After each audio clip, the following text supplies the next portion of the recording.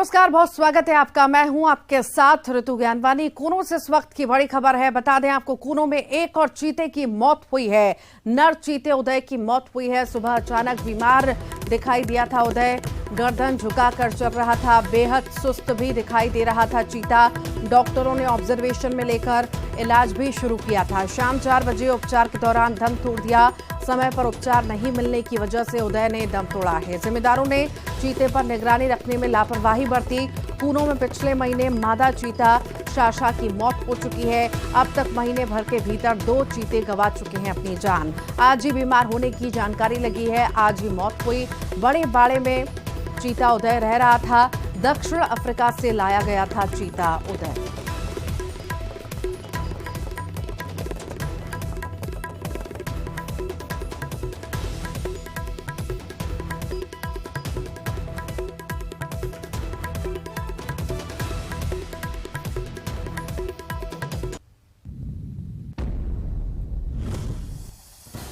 चीता उदय की मौत पर न्यूज 18 कुछ सवाल भी पूछ रहा है। कूनो में चीता उदय की मौत का जिम्मेदार आखिर कौन है? अचानक चीता बीमार हुआ और कुछ घंटों में मौत। क्या पहले किसी को पता नहीं चल पाया? 1 महीने में 2 चीतों की मौत। आखिर कौन लेगा जिम्मेदारी?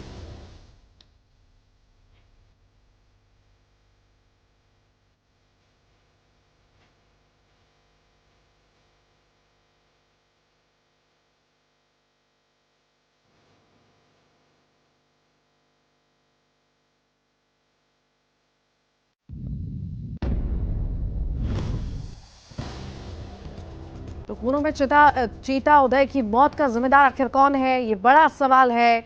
चीता बीमार है, क्या पहले किसी को पता नहीं चला? ये भी बड़ा सवाल उठता है कि आखिर क्यों नहीं पता चला। क्या निगरानी नहीं रखी जा रही थी? 1 महीने में 2 चीतों की मौत का आखिर जिम्मेदार कौन है, ये सवाल खड़े होते हैं। कूनो में चीता उदय की मौत का आखिर जिम्मेदार कौन है?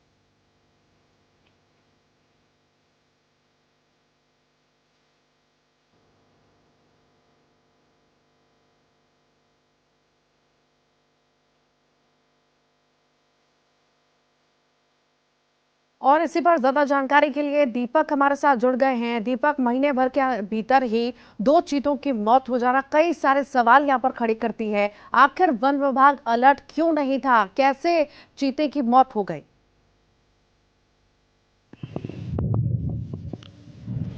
जी, ये बिल्कुल एक बड़ी लापरवाही है और लगातार चीतों की मौत कूनों में होना एक बड़ी लापरवाही की ओर इशारा कर रही है।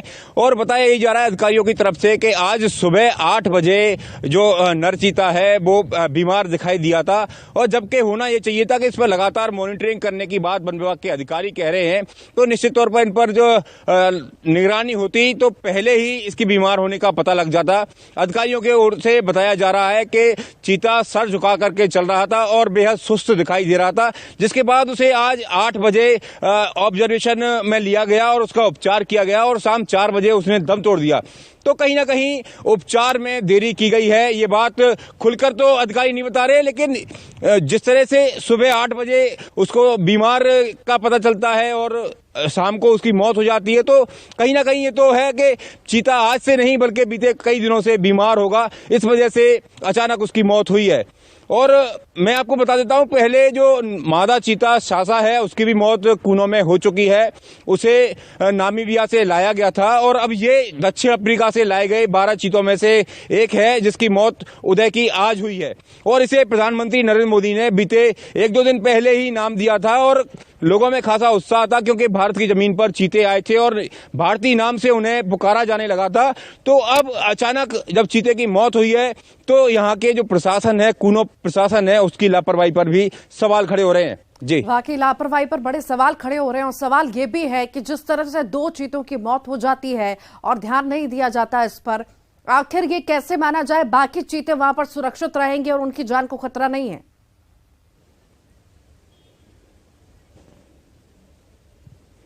बिल्कुल बिल्कुल यही सवाल है कि भाई लगातार एक के बाद एक चीते की मौत हो रही है। पिछले महीने ही एक चीते की मौत होती है और फिर अब दोबारा से एक चीते की मौत हो जाती है। और बड़ी बात यह है कि उसे बड़े बाड़े में रखा गया था और हाल ही में उसे बड़े बाड़े में रिलीज किया था। लगातार उसे क्वारंटीन रखा गया था। अगर वो बीमार होता पहले से तो क्वारंटीन टाइम में उसका पता लग जाता, लेकिन अब 8 से 10 दिन पहले उसे जब बड़े बाड़े में छोड़ा गया है, उसके बाद वो बीमार आज ही होता है और आज उसकी मौत हो जाती है। तो इस पर सवाल उठ रहे हैं, क्योंकि हो सकता है कि चीता भूखा रहा हो, प्यासा रहा हो, या उसे और कोई दिक्कत हुई हो जिस पर वन विभाग के अधिकारियों ने निगरानी ही नहीं रखी हो।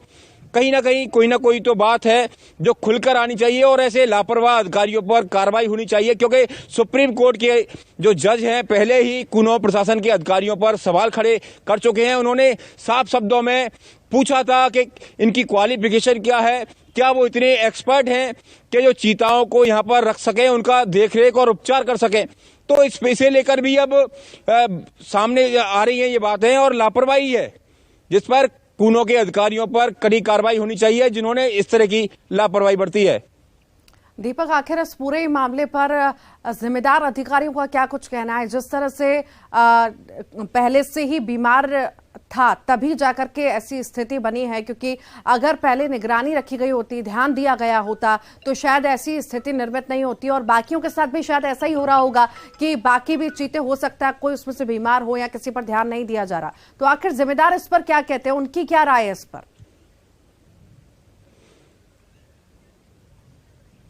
जहां तक जिम्मेदारों की बात करें तो कुनो डीएफओ से लेकर के सीसीएफ उत्तम शर्मा के द्वारा फोन तक रिसीव नहीं किए जा रहे। पीसीसीएफ जेएस चौहान से हमारी बात हुई है, उन्होंने कहा है कि चीता आज ही बीमार लगा था, सर झुका करके चल रहा था और बेहद अस्वस्थ लगा था। इस वजह से उसे आज ऑब्जर्वेशन में अचानक लिया गया और उसका ट्रीटमेंट किया गया। और यहाँ पर जो नामीबिया के एक्सपर्ट हैं वो भी मौजूद हैं, जिनकी देखरेख में आज उपचार किया गया। उनकी ओर से सफाई दी जा रही है कि चीता आज ही अचानक बीमार हुआ है, कल तक ठीक था। लेकिन जो इस तरह की सफाई अधिकारी दे रहे हैं वह सही नहीं है, क्योंकि चीते की मौत हुई है और एक बड़ी लापरवाही है। बार बार ये लापरवाही कुनो में देखी जा रही है, जिस पर एक्शन होना चाहिए।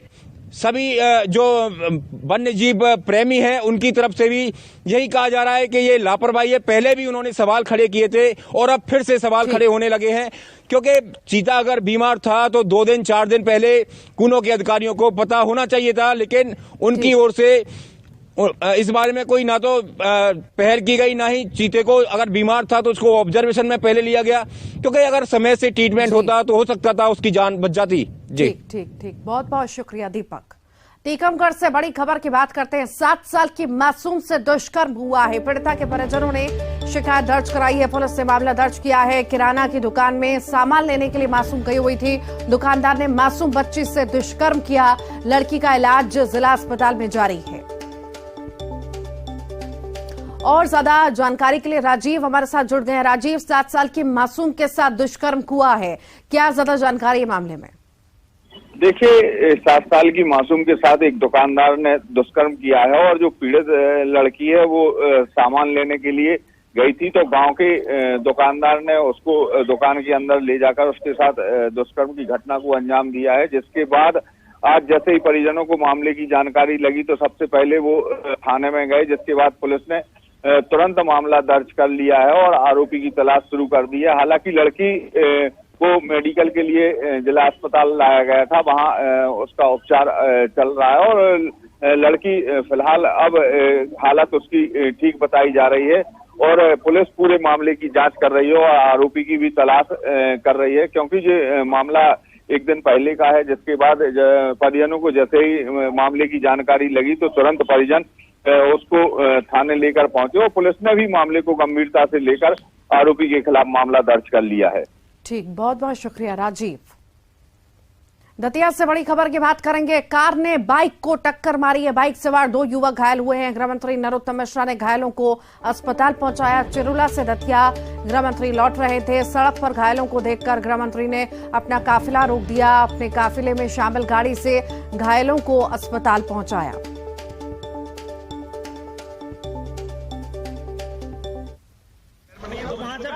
और ज्यादा जानकारी के लिए अशोक हमारे साथ जुड़ गए हैं। अशोक, बड़ा दल दिखाया, गृह मंत्री ने काफिला रोककर घायल युवकों को अस्पताल पहुंचाया है।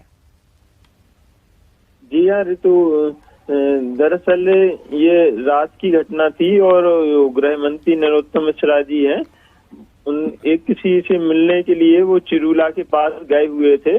वो लौट रहे थे और उन्होंने देखा कि दो लोग सड़क पर पड़े हुए हैं, तो उन्होंने इंसानियत का कहते से पूरी तरह से इंसानियत दिखाते हुए अपने काफिले को रुकवाया। उसके बाद घायलों से पूछा।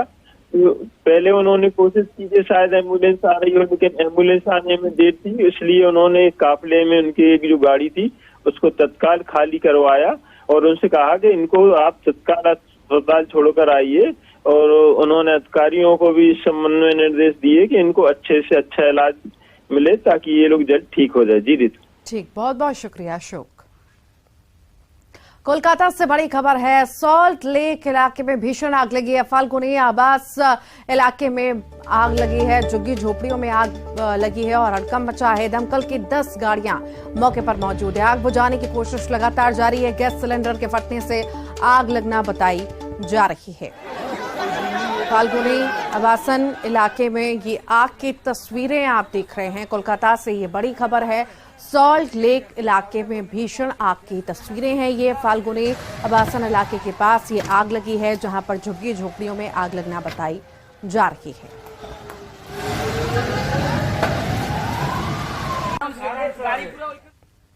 रायपुर की बात करेंगे। हाई टेंशन तार को युवक ने पकड़ लिया। हाई टेंशन तार पकड़ते ही जोरदार धमाका हुआ। मालगाड़ी के ऊपर चढ़कर पकड़ा है हाई टेंशन तार। युवक मानसिक रूप से कमजोर बताया जा रहा है। पूरी घटना सीसीटीवी कैमरा में कैद हुई है। मृतक युवक का नाम अरुण कुमार सिंह है। तिल्दा नेवरा पुलिस फिलहाल मामले की जांच पड़ताल कर रही है।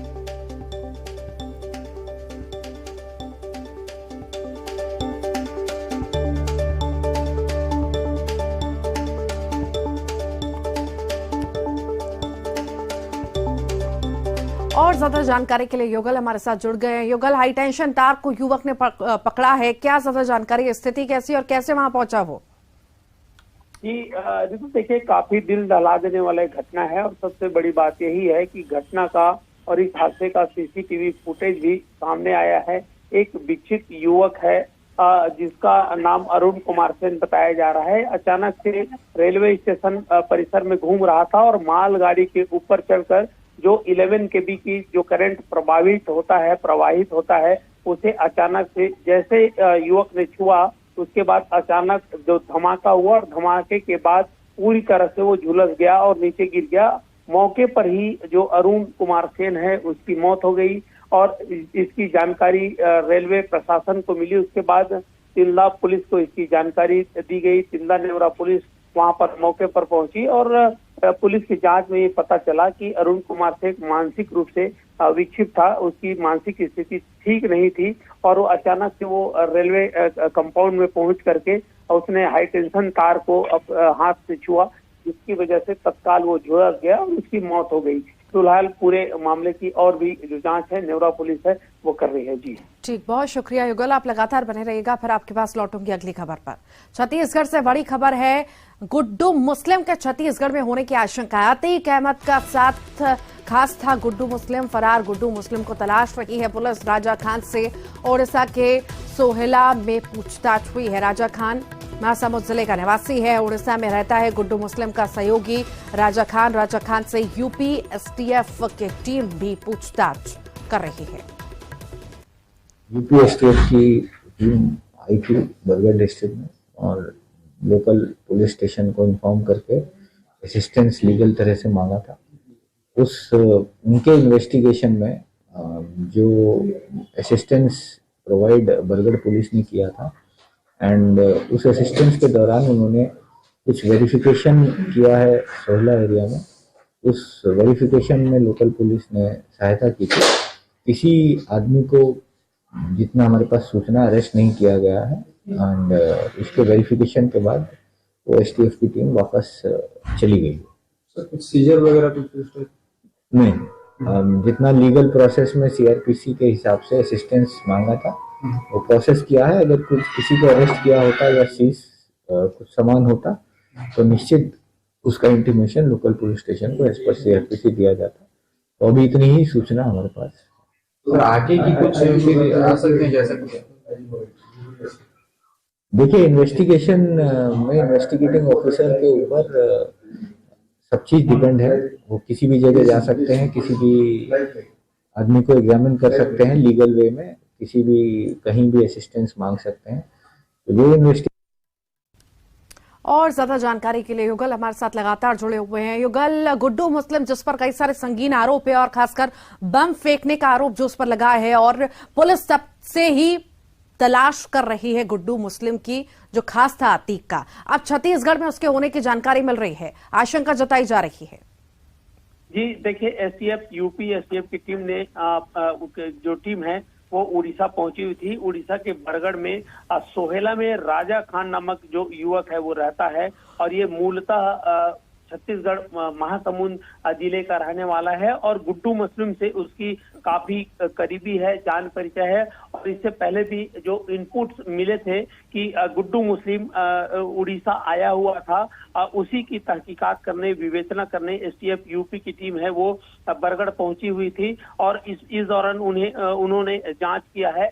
और उड़ीसा की जो पुलिस है उन्होंने तमाम जो है सहायता की है, मदद की है इन्वेस्टिगेशन में। और फिलहाल ये अनुमान लगाया जा रहा है, आशंका व्यक्त किया जा रहा है कि राजा खान गुड्डू मुस्लिम के करीबी होने की वजह से संभवतः वो छत्तीसगढ़ में अपना पनाह ले सकता है, कहीं ठिकाना बनाने की कोशिश कर सकता है। तो इस दिशा में एसटीएफ यूपी की जो पुलिस है वो काम कर रही है। और फिलहाल गुड्डू मुस्लिम पर संगीन आरोप है, और बमबार्डिंग पे काफी एक्सपर्ट इसे माना जाता है। और राजा खान है जो महासमुंद का रहने वाला है, और चूंकि लंबे समय से सोहेला उड़ीसा में रह रहा है, बीच बीच में वो छत्तीसगढ़ आता भी है, और उसके आपराधिक कनेक्शन भी है। तो इसमें एक आशंका पुलिस को ने व्यक्त की है, और संभवतः उसी की तलाश अभी की जा रही है। गुड्डू मुस्लिम को दबोचने के लिए यूपी एसटीएफ की टीम लगातार लगी हुई है, और एक संभावना जो बन रहा है उसी दिशा में फिलहाल इन्वेस्टिगेशन है वो जारी है। जी मतलब युगल माने कि जल्दी दबोच लिया जाएगा गुड्डू मुस्लिम को, जिस तरह से अभी राजा खान से पूछताछ चल रही है, एसटीएफ लगातार पूछताछ कर रही है,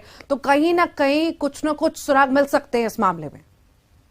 बिल्कुल, देखिए जब से इनकाउंटर्स हुए हैं उसके बाद जितने भी जो अतीक के जो साथी रहे हैं, सहयोगी रहे हैं, इवन गुड्डू मुस्लिम वो भी लगातार फरार चल रहा है। और वो जिस तरह से इनपुट्स मिल रहे हैं, बार बार अपनी जो ठिकाने हैं वो बदल रहा है। कुछ दिन पहले गुड्डू मुस्लिम का जो लोकेशन है वो बरगढ़ उड़ीसा क्षेत्र में पाया गया है, और अब चूंकि राजा खान से कनेक्शन है तो एक अनुमान लगाया जा रहा है कि यूपी से वो सीधा संभवतः उड़ीसा आया होगा, उड़ीसा के मार्ग से, क्योंकि छत्तीसगढ़ की जो भौगोलिक स्थिति है, अन्य 6 से 7 राज्यों की सीमा है छत्तीसगढ़ से कनेक्टिंग है। तो ऐसे में कहीं दूसरे राज्य वो ना भाग जाए, या फिर यहाँ वो कॉरिडोर के रूप में इस्तेमाल करते हुए ना जाए, तमाम बिंदुओं पर फिलहाल जांच कर रही है। क्योंकि काफी संवेदनशील मामला है, दुर्दांत अपराधियों को दबोचने में एसटीएफ यूपी की टीम है वो लगी हुई है। तो ऐसे में जो इनपुट्स हैं वो बहाल फिलहाल नहीं आ रहे हैं, लेकिन आशंका यही व्यक्त की जा रही है